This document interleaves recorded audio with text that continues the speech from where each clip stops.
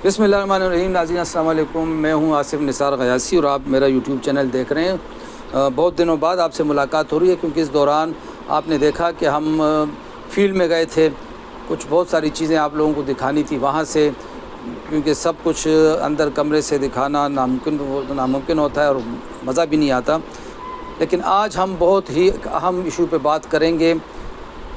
आप लोगों को पता है कि मौलाना फजल रहमान की जब से PTI के साथ मुज़ाकरात की नशिस्तें शुरू हुई हैं तो हुकूमती सफ़ों में बड़ी बेचैनी फैली हुई है। और फिर आपने ये भी देखा कि पे दर पे हुकूमती अहदेदार जो हैं वो मौलाना के घर के तवाफ़ करने पर मजबूर हो गए हैं। पहले आसिफ अली ज़रदारी सदर मुमलिकत उनके घर गए, उनके साथ मुलाकात की, उनको बंदूक का तोहफ़ा भी दिया।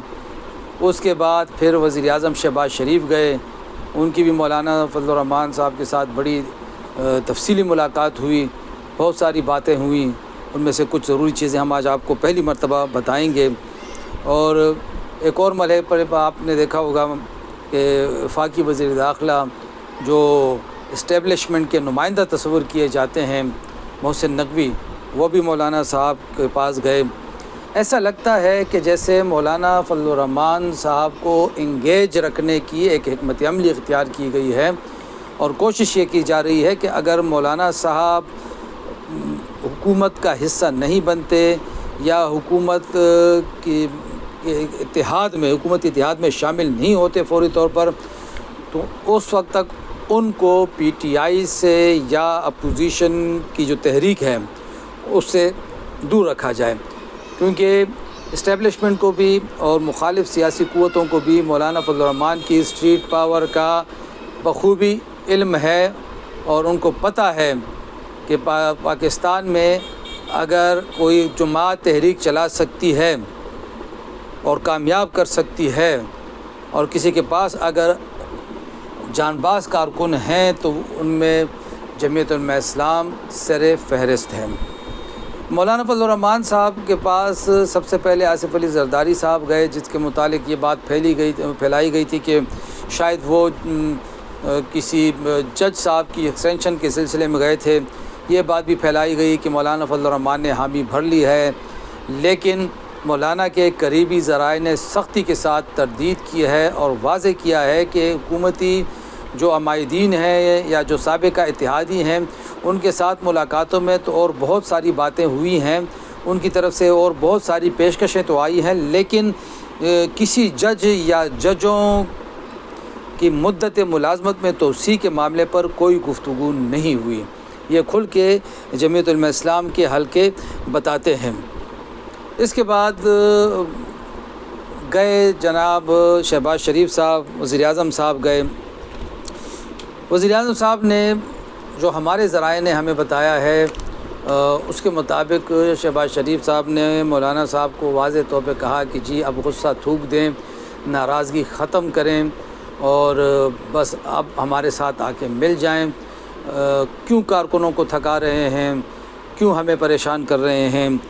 ये भी बताया जाता है कि दबे अल्फाज में जो पेशकश की गई है वो हमारी इतलात के मुताबिक मौलाना साहब को 2 से 3 वफाकी वज़ारतें, बलूचिस्तान हुकूमत में ठीक ठाक हिस्सा और सबसे बढ़कर खैबर पख्तूनख्वा की गवर्नरी की पेशकश की गई है। और अगर देखा जाए तो इस वक्त मौलाना फजल रहमान साहब की जितनी सीटें हैं उसके तनाजुर में ये एक अच्छी पेशकश है। लेकिन मौलाना फजल रहमान साहब ने ये हम आपको जो बता रहे हैं बहुत हैरतअंगेज़ बात वो ये है कि मौलाना फजल रहमान साहब ने शहबाज शरीफ को बेख्तियार करार देते हुए उन पर वाज़े कर दिया कि इस मरहले पर हुकूमत के साथ चलने का मतलब अपनी सियासत को डबोना है। ज़ाहिर है मौलाना फजल रहमान साहब ने बड़ी मुश्किल दौर की सियासत भी की है। PTI को उसी की हुकूमत में सबसे टफ़ टाइम मौलाना फजल रहमान ने दिया, मगर जब 2024 के इलेक्शन के बाद जिस तरीके से वफाकी हुकूमतें कायम हुई तो मौलाना साहब अपने साबिक़ा इत्तेहादियों से भी ख़ास नाराज़ हो गए थे। उन्हें इस्टेब्लिशमेंट के साथ साथ अपने इत्तेहादियों पे भी गुस्सा था جنہوں نے حکومت سازی کے مرحلے پہ کچھ زیادہ جلد بازی دکھائی مولانا کے قریبی حلقوں کے بقول یہ بتایا جاتا ہے کہ شہباز شریف کو کھری کھری سنائی گئیں. انہیں کہا گیا کہ بھئی آپ اس وقت انتہائی کمزور وکٹ پہ ہیں, آپ کی پوزیشن کمزور ہے, آپ پیپلز پارٹی کے محتاج ہیں, پیپلز پارٹی جب چاہے آپ کی حکومت گرا سکتی ہے, آپ کے اوپر 80-90 پی ٹی آئی کے اپوزیشن اراکین بٹھا دیے گئے ہیں, تو آپ کیوں کر ڈیلیور کر سکیں گے. حتیٰ کہ جاننے والے تو یہ بھی کہتے ہیں کہ شہباز شریف صاحب کو کہا گیا کہ آپ نے تو دعویٰ کیا تھا ایک جلسے میں, اپوزیشن ہی کے جلسے میں جس کی میزبانی JUI نے کی تھی, کہ اگر ہماری حکومت آ گئی, میں وزیر اعظم بنا تو 6 مہینوں میں حالات ٹھیک کر دوں گا. اب تو 7-8 مہینے ہو گئے ہیں, تو کیا حالات ٹھیک ہو گئے؟ اس کا جواب وزیر اعظم صاحب کے پاس نہیں تھا. اس وقت مولانا فضل الرحمان کی حکمت عملی بالکل بدل چکی ہے. انہوں نے بڑی مشکل سے کارکنوں کو شکست کے صدمے اور غصے سے نکالا ہے, ان کا مورال بلند کر دیا ہے.